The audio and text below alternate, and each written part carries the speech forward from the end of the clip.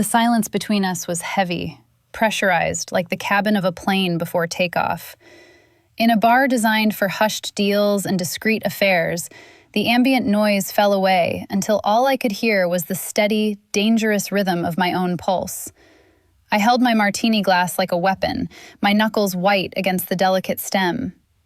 But as I looked across the table at Audrey, watching the way the low light caught the sharp angle of her jaw, I realized my defenses were useless. To understand how I lost control so completely, we have to rewind to the moment I walked in. I entered the obsidian room at 7:58 p.m., slicing through the dimly lit atmosphere with the precise, rhythmic click of my heels on concrete. I was wearing my armor, a charcoal blazer tailored to within an inch of its life, a silk blouse that cost more than my first car, and an expression that dared anyone to waste my time. I was carrying the residual adrenaline of a 70-hour work week and the frustration of a merger negotiation that was currently bleeding out on my desk. My mind was still half stuck on paragraph 4 of the acquisition agreement, analyzing risk vectors and liability clauses. Dating was just another task on a punch list, a scheduled obligation sandwiched between drafting motions and sleep. I didn't want romance. I wanted to check a box so I could tell my friends I was putting myself out there before retreating to the safety of my apartment. I scanned the room, expecting the usual nervous energy of a blind date. Someone checking their reflection in a spoon or aggressively texting a lifeline. Instead, I found Audrey. She was tucked into a corner booth, but tucked implies she was hiding.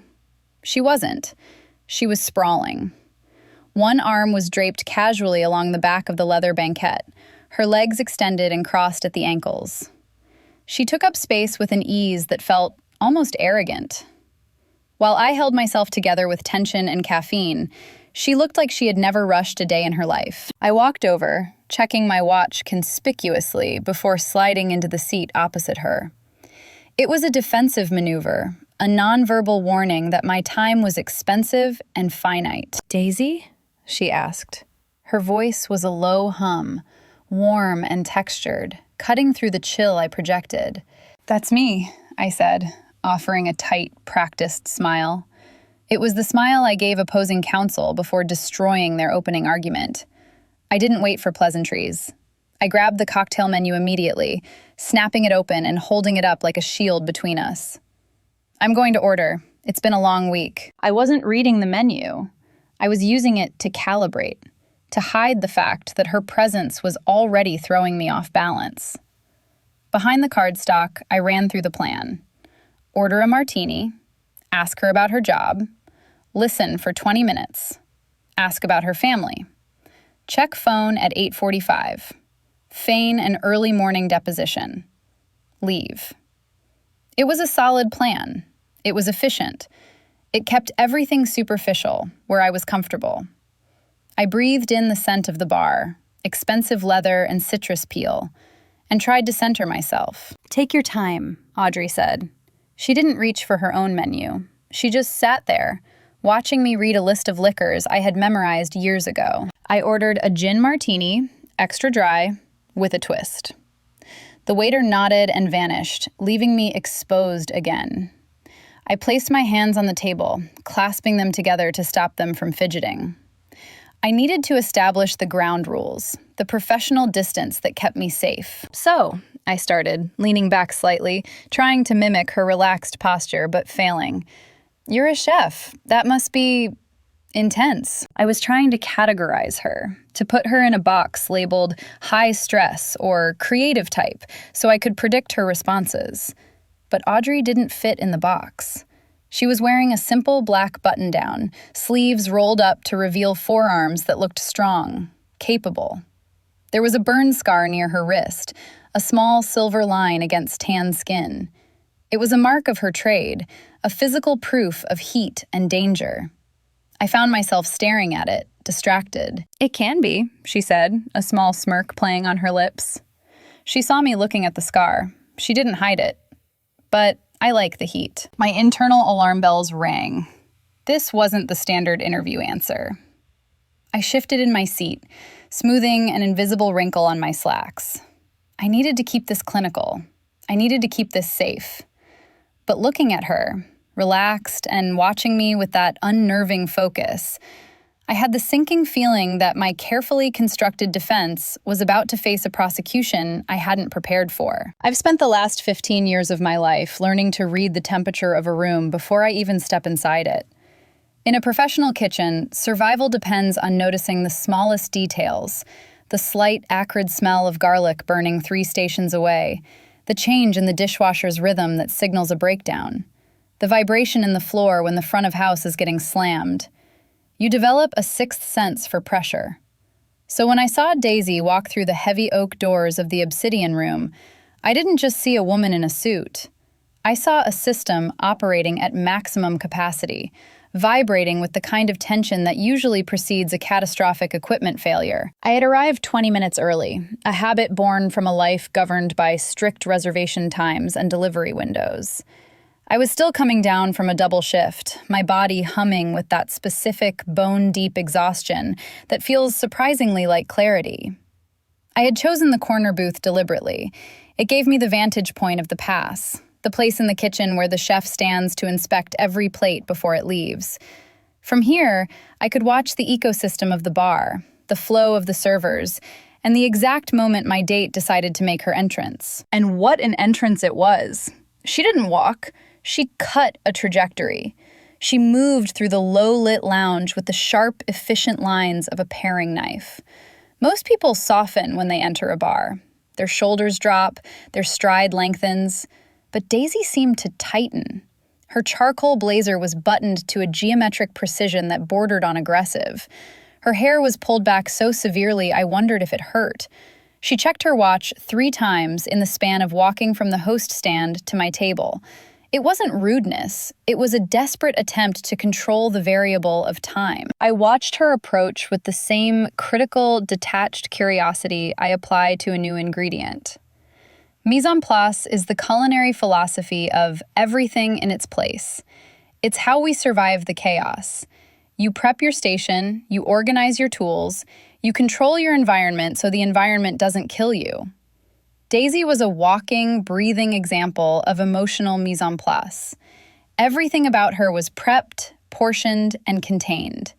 She was holding herself together through sheer force of will. A lot of people would have been intimidated by that energy.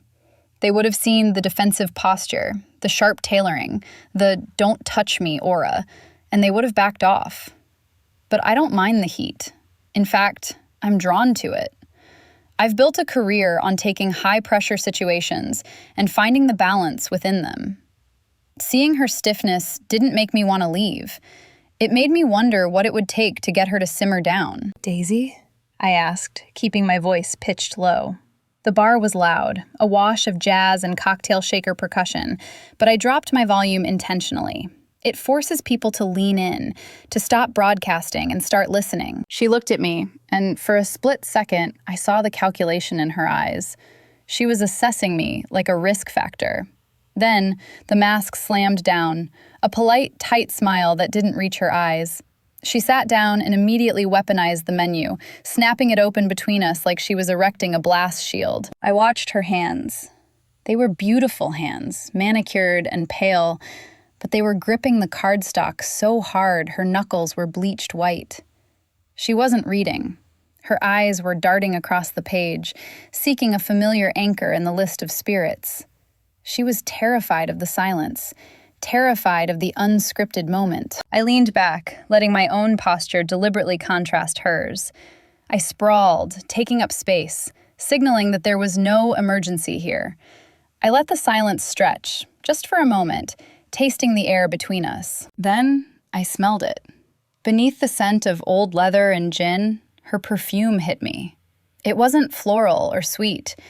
It was cool, metallic, and sharp, like ozone before a storm or the edge of a cold blade. It clashed violently with the warm, amber atmosphere of the bar. It was a scent designed to keep people at a distance, a chemical do not disturb sign. It was perfect. I watched her order her martini, dry, twist, precise, and I smiled internally. She thought she was interviewing for a job she didn't want. She had no idea I was already plating the first course. The tension she was radiating wasn't a deterrent. It was the primary flavor profile of the evening, and I was very interested to see how it would pair with a little pressure. My martini arrived, a crystalline pool of safety in a treacherous world. I took a sip. The gin was cold, sharp, medicinal. It burned in a good way, cauterizing the frayed edges of my nerves. Now that I had a prop, I felt ready to commence the deposition. I set the glass down with practiced alignment. "So," I said, leveling my voice to a courtroom mezzo-soprano, "I read about your place online. Modern coastal with a focus on sustainability. Very on trend."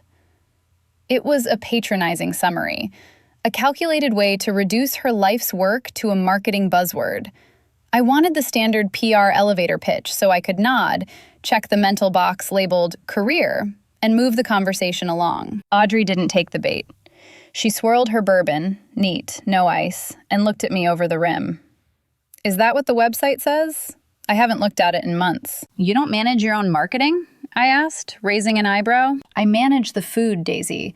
The marketing is for people who want to feel virtuous about spending $50 on an entree. The reality isn't modern coastal. It's blood, fire, and shouting." She leaned in, her voice dropping an octave, slipping under the noise of the bar like a submarine running silent. "It's the smell of searing meat and the sound of a ticket machine that never stops printing. It's controlled violence. That's what I do. I take chaos and I force it into submission on a plate. It's not a trend. It's a fight." I froze. This wasn't the polite, sanitized answer I had prepared for. I had expected her to talk about seasonal inspirations. Instead, she was talking about violence and submission. The words hung in the air between us, heavy and suggestive. I felt a flush rise up my neck, a traitorous heat that had nothing to do with the gin. She wasn't justifying her career. She was describing a hunger I didn't know how to name. "That sounds exhausting," I managed. "It is," she agreed, locking eyes with me. "But the payoff is worth it. When you get it right, when the flavor balances perfectly on the edge of too much, there's nothing like it." I realized then that we weren't having a conversation. We were sparring. And for the first time in a very long time, I wasn't sure I was winning. I shifted gears, retreating to logistics. Well, accolades aside, it seems like a solid business model. Before she could respond to my desperate attempt to make this boring, the waiter slid a slate platter between us. "Hamachi crudo with chili oil," he announced, then vanished. The dish was beautiful, translucent slices of fish glistening with oil. It was also intimate, a shared plate, no separate territories. "Go ahead," Audrey murmured. I hesitated. Eating on a first date is a minefield. You worry about lipstick, about crumbs. But with her watching me, the stakes felt higher. I picked up my fork and speared a slice. I brought it to my mouth, and as I did, I made the mistake of looking at her. She wasn't eating. She was watching my mouth. Her gaze was physical, a tactile weight tracing the movement of the fork, the parting of my lips, the way I took the bite. It was predatory in the most elegant way possible. I chewed, the flavors exploding, acid, heat, silkiness. It was incredible, but I could barely taste it over the thrumming awareness of her eyes. I swallowed, feeling exposed, as if she could see the muscles in my throat working. "Good?"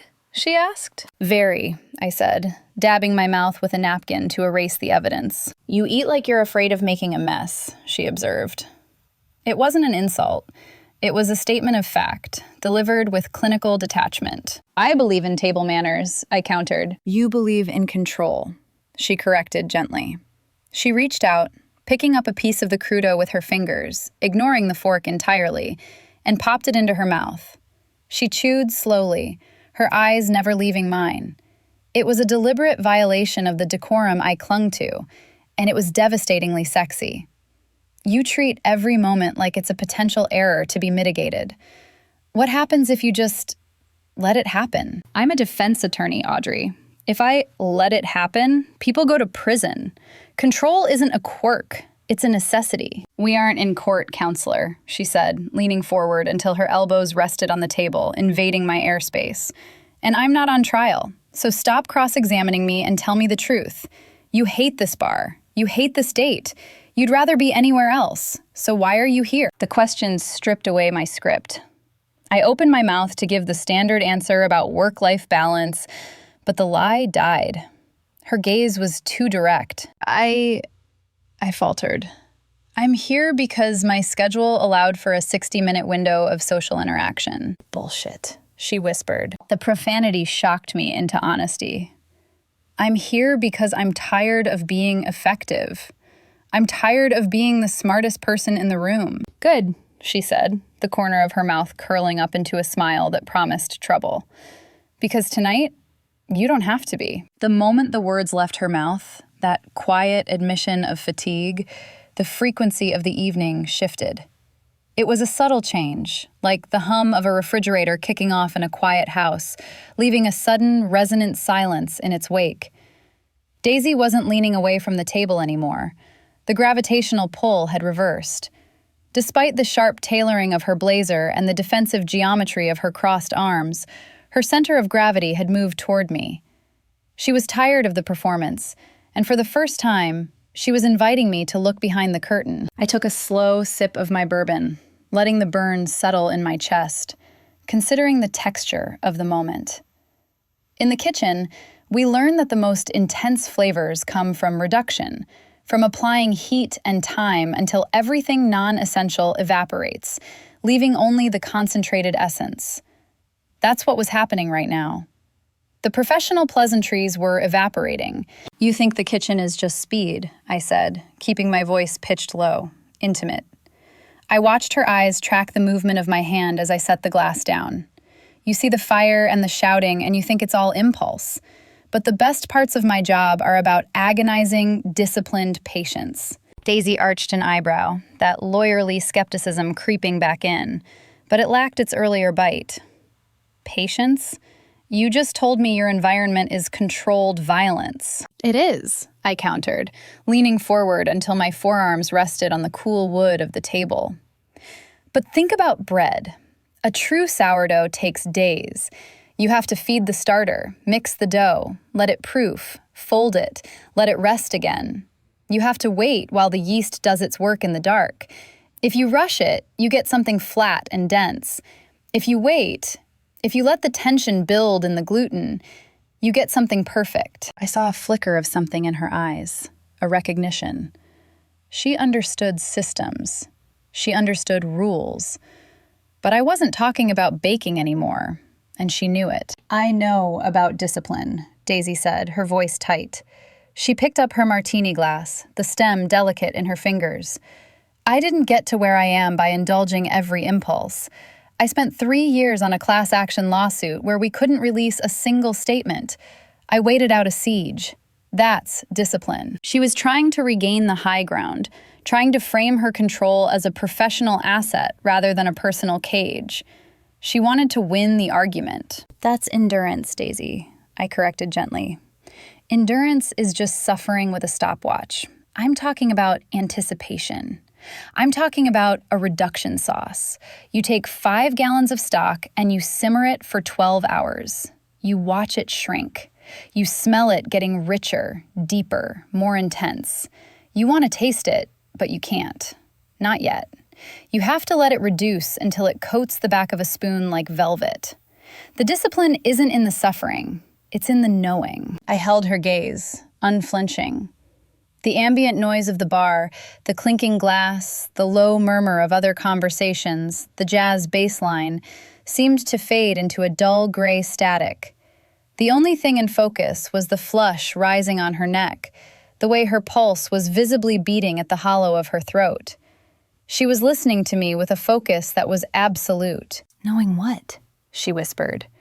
The question wasn't rhetorical. She needed to know the end of the equation. "Knowing exactly how good it's going to be when you finally let yourself have it," I said. The silence that followed was heavy, thick enough to choke on. It hummed with a kinetic charge, the kind of static electricity that builds before a lightning strike. Daisy looked at me, her lips parted slightly, Her breath caught somewhere in her chest. She was teetering on the edge of that control she valued so highly. She was waiting for permission, or maybe a push. I looked at her mouth. I didn't hide it.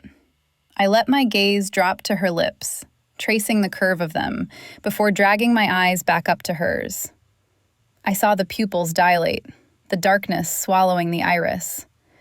The air between us was so hot it felt like opening an oven door. I leaned in closer, dropping my voice to a murmur that was for her alone. "I'm not sure I can wait until dessert." The words hung in the air, stripping away the last remnant of the casual drink pretense. It wasn't a joke. It wasn't a pickup line. It was a statement of immediate, visceral hunger. I watched the realization hit her. It wasn't a gradual dawn. It was a shockwave. Her eyes widened, losing that sharp, analytical focus and replacing it with something raw and unguarded. The lawyer vanished. The defense attorney with the 70-hour work week vanished. In her place was just a woman who had been starved of this specific kind of attention for a very long time. Her breath hitched, a small, audible sound that she didn't bother to suppress. The darkening in her eyes wasn't fear. It was the sudden, terrifying recognition of her own appetite mirrored in someone else. She stared at me, and for the first time all night, she looked completely, beautifully undone. The sentence didn't just land, it detonated. "I'm not sure I can wait until dessert." The words echoed in the sudden, ringing silence of my own mind, dismantling the meticulous architecture of my evening in a single stroke. For a defense attorney, language is usually a tool for obfuscation or precision, a way to define boundaries and limit liability. But Audrey hadn't used language to define a boundary. She had used it to erase one. The air between us, previously thick with unspoken tension, was now vibrating with an explicit, undeniable frequency. My carefully constructed exit strategy, the polite excuse about an early morning meeting, the feigned fatigue, the structured retreat to my solitary apartment, dissolved instantly. It was no longer a question of if I was leaving with her. It was a question of logistics. I stared at her, my mouth slightly dry.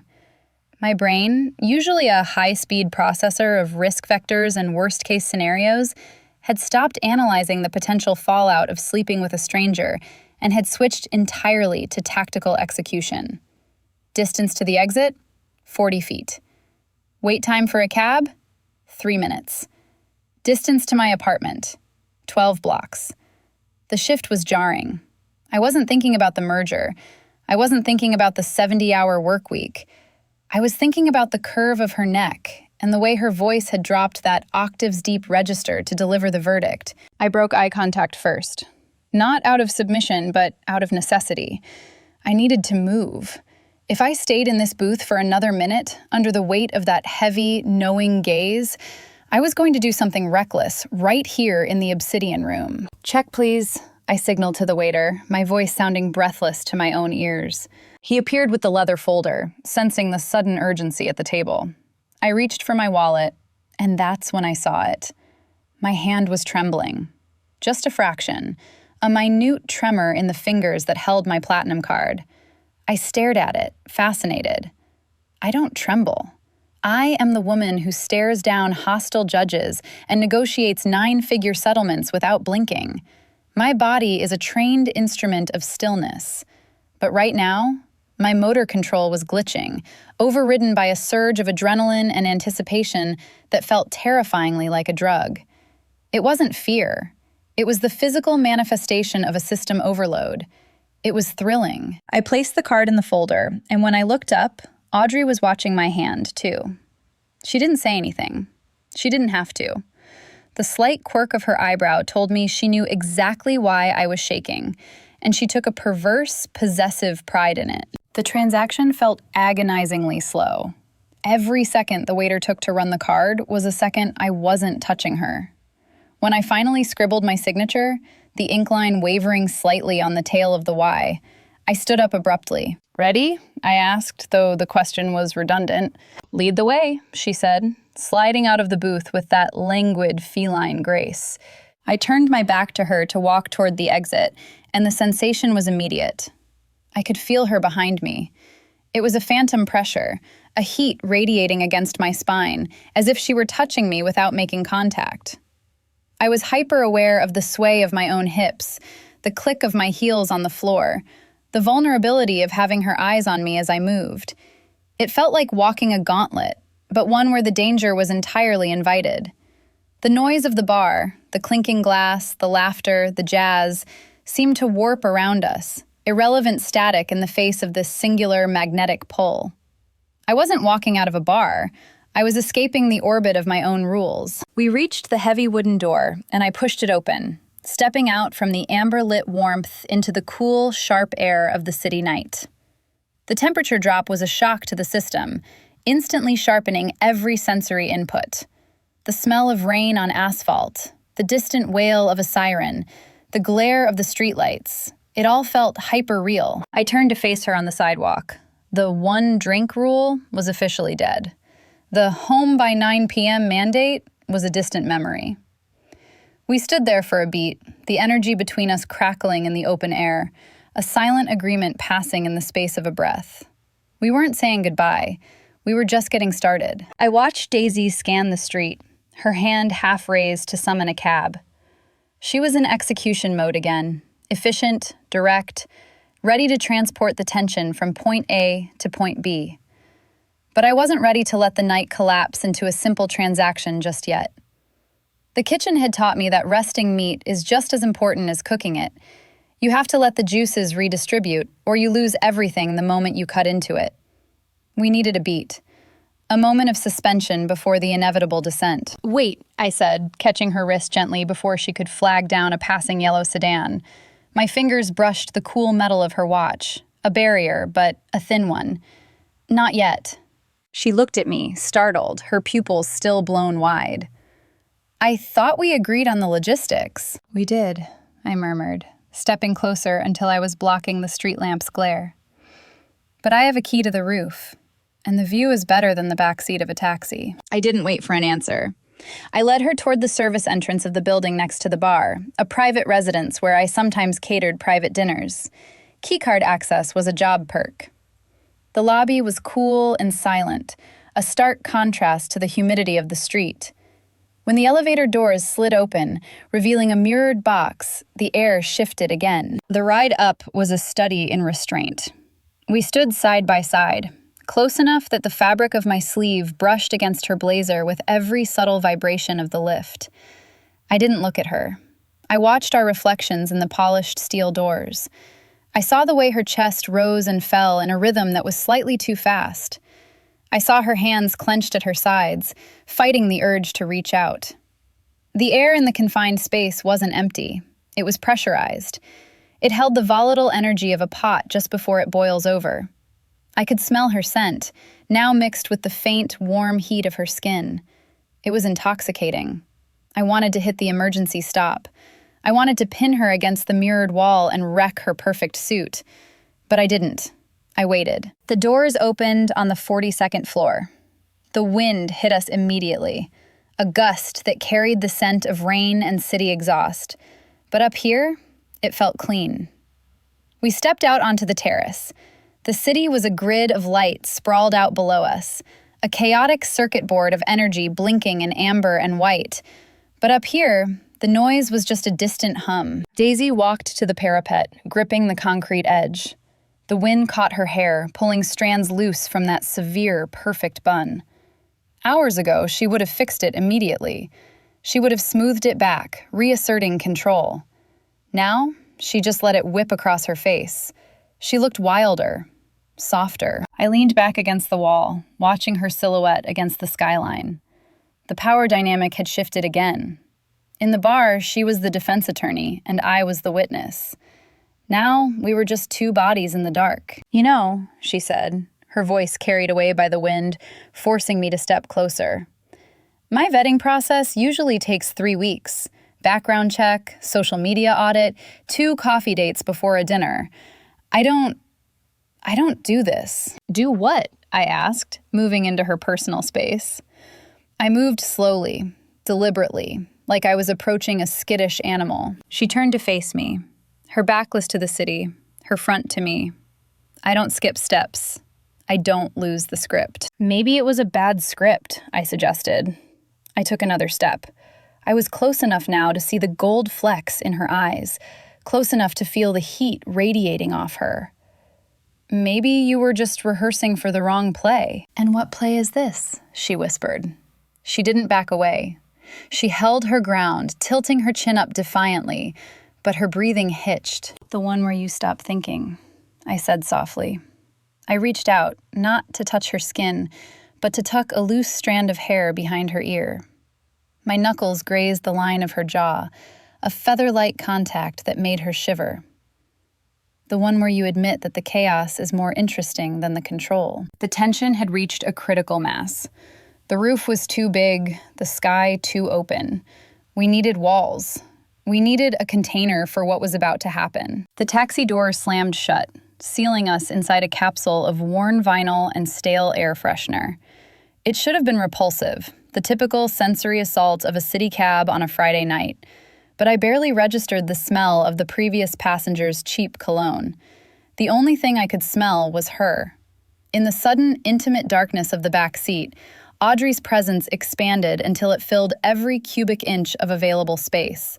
The driver grunted something unintelligible about the destination, and I gave him my address automatically, the numbers tumbling out of my mouth like a confession I hadn't meant to make. We were sitting close. Too close for colleagues, too close for strangers. Exactly close enough for trouble. As the taxi lurched away from the curb, merging aggressively into the uptown traffic, the centrifugal force of the first sharp turn threw us together. My thigh pressed against hers. It wasn't a collision, it was a docking. Through the fine wool of my tailored trousers and the rougher denim of her jeans, the contact point burned. It was electric, a live wire grounding itself against the earth. In my courtroom life, I am an expert at maintaining physical boundaries. I use podiums, mahogany tables, and professional distance to keep the world at bay. But here, in the erratic, flashing darkness of a moving vehicle, that boundary had been breached. I didn't pull away. I couldn't. The friction was the only thing tethering me to reality. "You're quiet," Audrey murmured. Her voice was right at my ear, low and vibrating through the dark. The passing streetlights strobed across her face, illuminating her in rapid flashes, a cinematic reel of her high cheekbone, the curve of her lip, the dark intensity of her eyes. "I'm processing," I whispered back. My voice sounded foreign to my own ears, stripped of its usual clipped authority. "I'm trying to figure out exactly when I lost the argument." "There was no argument, Daisy," she said, shifting slightly so she was facing me more fully. The movement pressed her leg harder against mine, a deliberate increase in pressure that made my breath hitch in my throat. "There was just a negotiation of terms." "The dessert comment," I said, the words feeling heavy and thick on my tongue. "It was bold." "It was true," she countered, her gaze unflinching even in the shadows. "I don't lie about appetite. In the kitchen, if you lie about what you're tasting, you ruin the dish. If it needs salt, you add salt. If I want you, I tell you." I turned to look at her, the city blurring into streaks of neon outside the window behind her head. "I don't do this," I confessed, the truth spilling out before I could vet it for liability. "My life is a series of controlled environments." "And how's the fortress holding up?" she asked softly, giving my defenses a name I hadn't dared to use. "It feels like a cage," I admitted. The realization was terrifying. "Tonight, when you looked at me in the bar, when you said that, it felt like someone finally handed me the key. Or maybe a sledgehammer. I'm not sure which." Audrey didn't respond with words. Instead, her hand moved in the dark. It wasn't a tentative grope or a polite testing of the waters. It was decisive. Her fingers slid between mine, interlacing with a firmness that felt less like a romantic gesture and more like a claim. Her palm was warm, rougher than mine, the hand of someone who works with fire and steel. She squeezed, a grounding, possessive pressure that sent a shockwave straight up my arm and settled deep in my chest. It wasn't just a handhold, it was an anchor. For years, I had been drifting in the high-altitude vacuum of my own ambition, untouchable and cold. Now, I was being pulled down to the surface, dragged back into the gravity of the physical world. "You're not in a cage," she whispered, her thumb brushing the sensitive skin of my wrist, finding the frantic pulse beating there. "You're just finally unlocking the door." The taxi accelerated down the avenue, the engine whining in protest. Outside, the city was a blur of motion, red taillights bleeding into gold street lamps, the architecture of my daily life dissolving into streaks of light. It matched the velocity inside my own head. I was rushing towards something inevitable, something messy and real and terrifyingly unguarded. I looked down at our joined hands, a knot of fingers in the shadows, and realized I had stopped calculating the risks. I wasn't thinking about the morning after. I wasn't thinking about the case files on my desk. I was thinking only about the heat of her palm and the fact that we were 5 minutes away from my front door. The destination wasn't just an apartment anymore, it was the precipice, and I was ready to jump. The door clicked shut behind us, a heavy, hermetic seal that cut off the hallway noise, the street noise, and the entire world outside. Stillness rushed back in to fill the vacuum. But it wasn't the warm, comfortable quiet of the rooftop. It was the sterile, airless calm of a vault. I stepped further into the space, my boots echoing slightly on the polished hardwood. Daisy's apartment was exactly what I should have expected, yet it still managed to be jarring. It was stunning, architectural, and completely devoid of life. The walls were a gallery white, unmarred by personal photos or messy art. The furniture was low, Italian, and beige, beautiful sculptures that looked like they had never been sat on. There were no stray books, no mail on the counter, no shoes kicked off by the door. It smelled of absolutely nothing, just filtered air and expensive cleaning products. In the taxi, she had called it a fortress. Standing in the middle of the living room, I realized she was right. But it wasn't a fortress designed to keep enemies out. It was designed to keep the chaos of being human from taking root. It was a sterile field. It was mise en place taken to a pathological extreme, where every variable was controlled so tightly that nothing organic could survive. I turned to look at her. Daisy was standing by the door, her hand still resting on the deadbolt she had just turned. In this space, surrounded by her curated perfection, she looked vibrantly, vividly out of place. Her hair was windblown from the roof, her cheeks were flushed from the taxi, and her eyes were dark with an intent that didn't match the beige sofa. She was the only living thing in the room. "I see what you mean," I said quietly, the sound of my own voice feeling too loud in the stillness. "About the cage." "It's clean," she said defensively, though her voice lacked its usual bite. "It's a clean room, Daisy. It's an operating theater." I needed to ground myself. The sterility was making me itch. I needed to touch something that wasn't a concept. I walked into the kitchen, a vast expanse of white marble and stainless steel that looked like it had never seen a lemon, let alone a grease splatter. I found a glass in a cabinet that was organized with military precision and filled it from the tap. The water was cold. I drank it slowly, letting the temperature shock my system, watching her over the rim of the glass. Daisy watched me drink. She watched my throat move. She pushed off the doorframe and walked toward the island, her movements shedding that frantic, tactical energy from the bar. She stopped 3 feet away from me. Slowly, deliberately, she reached for the single button of her charcoal blazer. She didn't look away from me. She undid it, the small click audible in the quiet. She shrugged the jacket off her shoulders, letting the heavy, tailored wool slide down her arms. She didn't hang it up. She didn't fold it. She just let it drop to the pristine floor. It was a small gesture, but in this museum of order, it felt like an act of arson. She was discarding the armor. She was standing there in a sleeveless silk blouse, her arms bare, her skin pale and luminous against the dark fabric. The structure was gone. All that was left was the woman. I set the glass down on the marble counter. "Better," I murmured. "I'm done with the armor," she whispered. "For tonight." I closed the distance between us. It wasn't a long walk, but the air felt thick, resistant, like pushing through water. I stopped inches from her. I could smell her perfume again, but underneath it, I could smell the warm, human scent of her skin. I reached out and placed my hands on her waist. The silk was cool, but her body underneath was radiating heat. She gasped, a sharp intake of breath, and her hands came up to grip my forearms, her fingers digging into the muscle. "Audrey," she breathed. "I'm here," I said. I didn't rush it.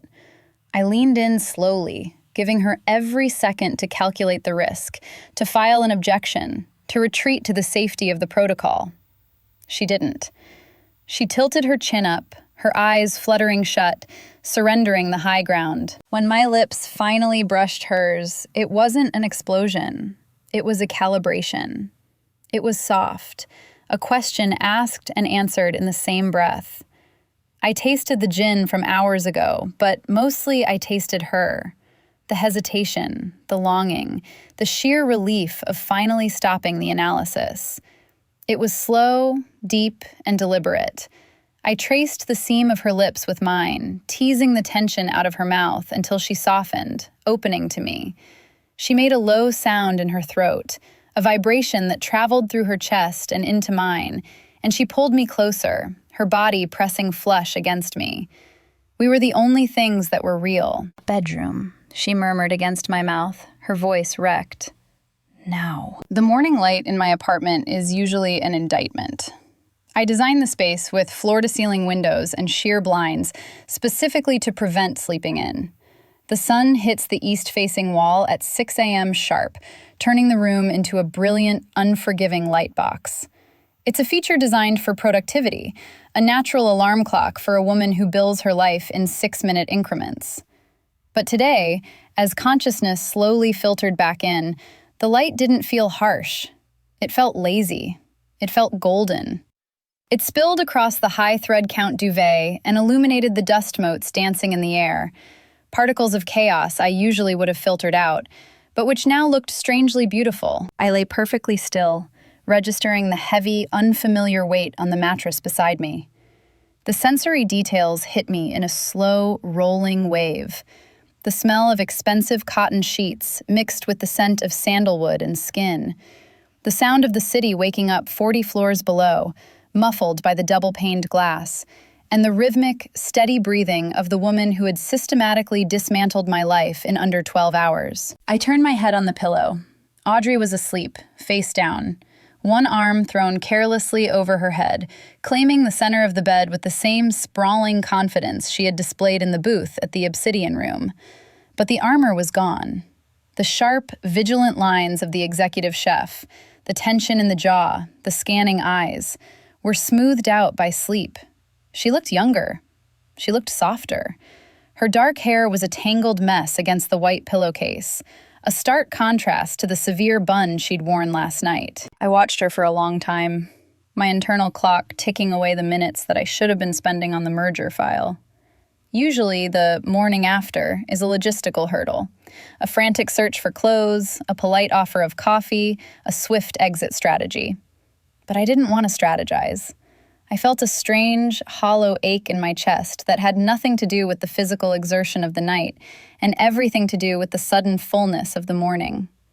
When she had whispered about dessert, I had expected sex. And I got that. God, did I get that. But I also got something else. I got nourished. I hadn't realized how starved I was for a touch that didn't ask for a transaction, for a gaze that saw the woman behind the billable hours. Audrey shifted, a low groan rumbling in her chest, and then rolled onto her back. Her eyes fluttered open, squinting against the sun. There was no moment of confusion, no "where am I?" panic. She blinked, focused on my face, and smiled. It was a slow, sleepy expression that reached her eyes immediately.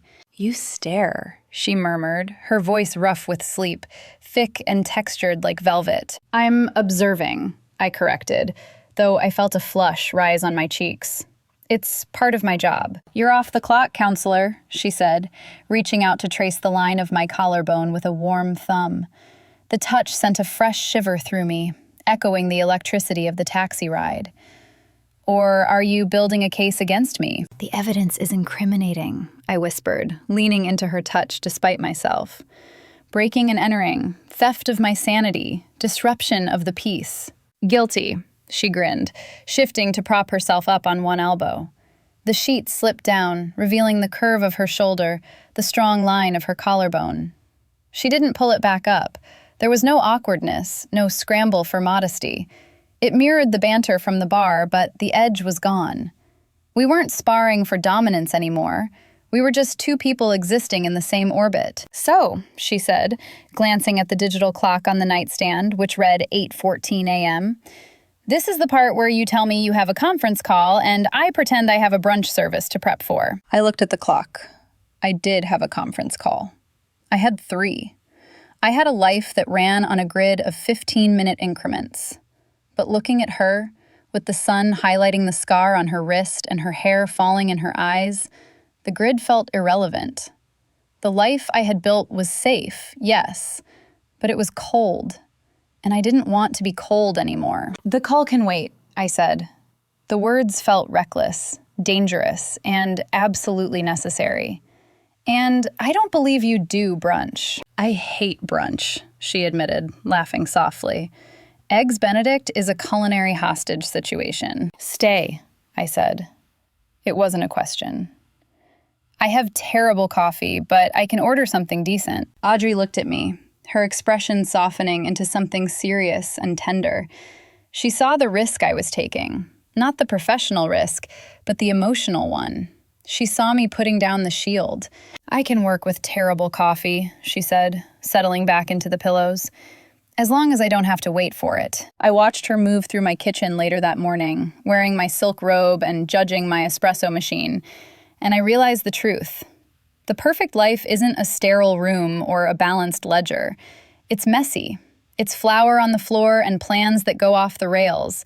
Sometimes you have to skip the main course, ignore the schedule, and go straight for what you actually want. If you've ever had a date that completely rewrote your rules, let me know in the comments. Subscribe to follow more of these unexpected journeys.